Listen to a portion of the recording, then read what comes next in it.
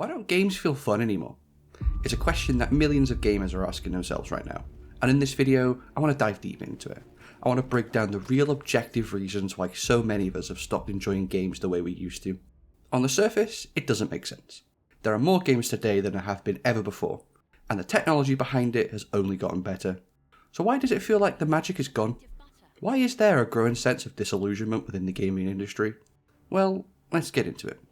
If you clicked on this video, you've probably been in a similar headspace to where I was last year, where millions of gamers are right now. That feeling that something is off with gaming lately. Well, you're not alone. You've probably come across the phrase that games just don't feel the same, and thought, yeah, they're right. It's been years since a game truly captured my attention like that. You probably thought back to the first time you booted up Modern Warfare 2, or the first time you picked up a Guitar controller and thought, I want this feeling to last forever. But it didn't. So what happened? Did games actually get worse? The short answer is no, not exactly. The long answer, well, it's a lot more complicated than that. And if you want to start enjoying games again, you might have to rethink how you consume content in general, and not just what you're playing. In 2009, there was roughly 1.3 billion gamers worldwide across all platforms, and many will consider this time the golden age of gaming, at least by modern standards. And it was the peak era of iconic shooters like Halo 3, Modern Warfare 2, and even the birth of genre-defining titles like Minecraft and Borderlands. Gaming back then felt like an event. Titles had midnight releases, magazines hyped games up months in advance, early betas gave you just a taste, and left you hungry for more. Fast forward to 2025, and that number has nearly tripled to 3.5 billion gamers total. But here's a twist. Out of that 3.5 billion gamers, 3 billion of them are mobile gamers, and only 1.8 billion play on the PC or console too. Back in 2009, mobile gaming was almost non-existent, at least to the extent where the numbers would change the argument. So yes, at its core, gaming platforms have grown, but it's been quite drastically overshadowed by mobile's explosive rise, and that brings us to a key reason why gaming today just feels different. With the rise of smartphones, TikTok, YouTube Shorts, and Instagram Reels, our perception of what entertainment is has been fully rewired. In 2009, you might have spent an evening at the cinema, watched a movie marathon on a DVD, or even waited all week for the next episode of your favourite show. Now, we binge watch 6-second videos before we even get out of bed. The visible shift in attention span is alarming.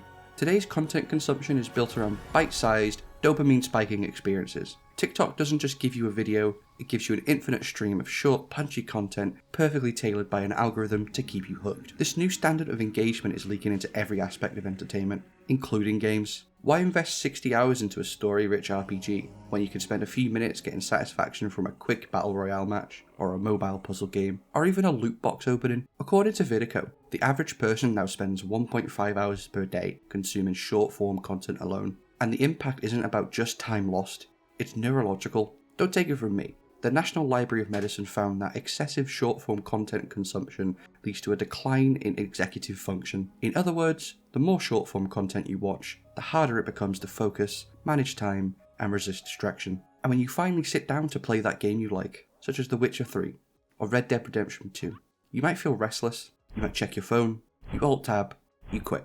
Not because the game is bad, but because your brain is no longer wired to sit that way and be immersed. As the saying goes, neurons that fire together, wire together.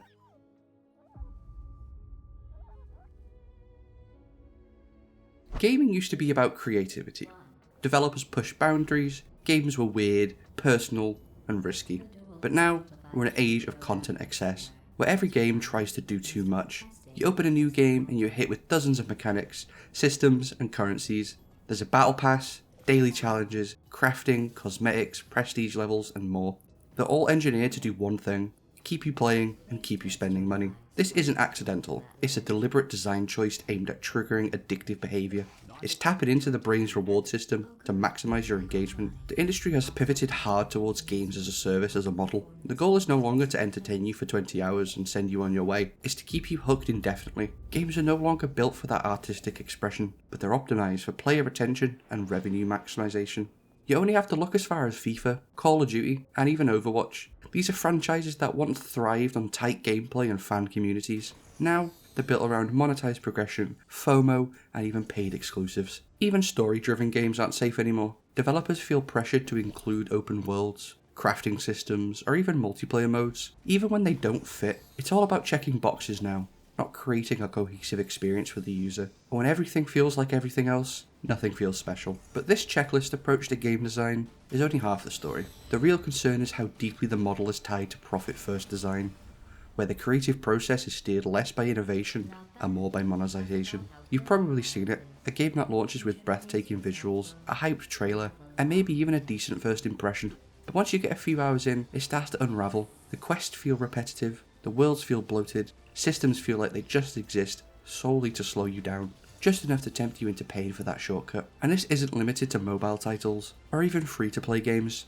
AAA games that once stood for craftsmanship are now riddled with paywalls, DLC plans, and engagement strategies borrowed directly from the mobile gacha game genre. It's not about creating a lasting experience anymore, it's about keeping you in the loop, chasing skins, season rewards, or even limited time events. You're no longer just a player, you're a metric, a line on a spreadsheet. What does that do to the way we experience games? Well, it makes it feel like work, like a job. You start chasing completion rates instead of immersion. You play not because you're curious about what happens next, because you feel like you have to. And worst of all, when every game does this, none of it feels meaningful anymore. The loss of physical media, another often overlooked piece of the puzzle. I know I can't be the only one who misses lining up outside a game store at midnight. The buzz in the air, the conversations with strangers, the moment you finally hold that brand new game in your hands, tear off the shrink wrap, and smell that freshly printed game manual. That ritual made games feel like a treasure. Now, you click a button and wait for a download bar. It's convenient, sure, but it's hollow. Games have become disposable. With digital libraries and subscription services, the emotional weight behind a single title is diminished. There is no physical proof of ownership, no shelf of memories, just icons on a screen. This might sound sentimental, but it's real. Studies have shown in consumer behaviour that physical ownership increases emotional investment. When you own something in a tangible form, you're more likely to value it, engage with it longer, and form a deeper, meaningful connection around it. Let's take a step back. You might have noticed that a lot of the people who feel this way about gaming, this burnout, this disconnect, all tend to be of a specific age range. Usually the people who grew up in the era of the PlayStation 2, the Xbox 360, or even the early Steam era. People who remember LAN parties, demo discs, and even game manuals. The people who got to witness gaming evolve into something truly massive from the start. And that's part of the issue. We grew up with gaming, but gaming didn't grow up with us. The younger generation, teenagers, and even early 20-somethings right now, don't seem to share the same level of disillusionment. For them, Fortnite might have been their first big multiplayer experience. Minecraft might still be their comfort zone. They didn't fall in love with gaming before battle passes and digital storefronts. They came during it. It's all normal to them. And that's why nostalgia hits us so hard, because we're not just comparing games, we're comparing eras. The era when you had more time, more excitement, and more wonder. An era where everything felt new, because it was new. So the question becomes, is gaming actually getting worse, or are we just getting older? Well, it's both. Games are in many ways safer, more corporate, and more formulaic, but we're also harder to impress.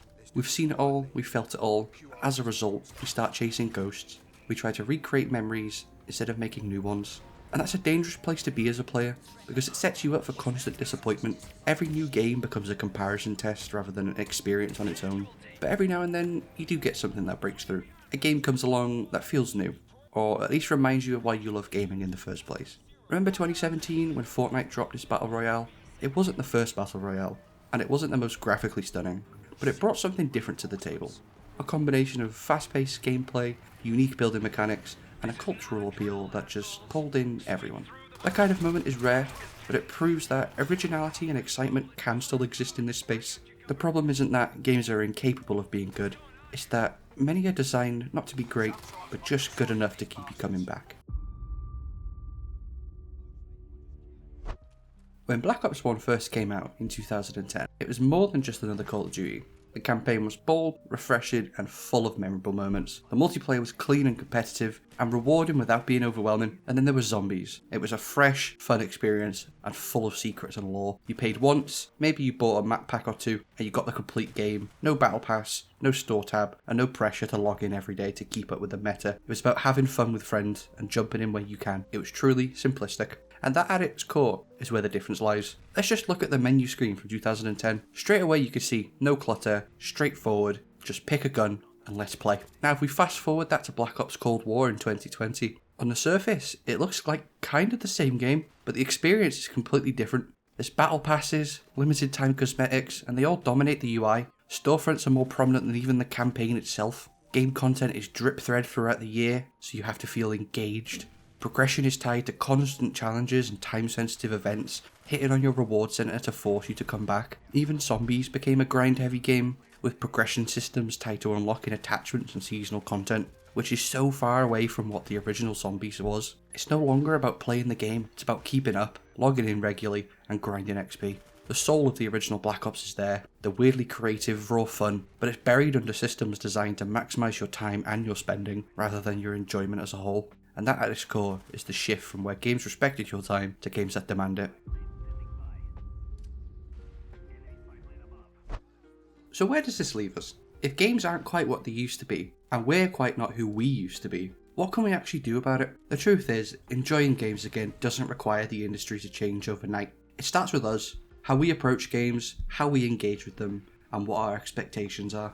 In summary, gaming hasn't died, it's just evolved. Sometimes in a direction we don't completely love, but the joy of gaming is still there, it's just buried beneath the noise, the monetization, and our own nostalgia. We live in a world that's constantly demanding our attention, feeding us content faster than we can even process it. And in that world, games, at least the ones that matter, ask for something different. Time, focus, and patience. So maybe, instead of asking the industry to give us back that magic, we start by making space for it ourselves again.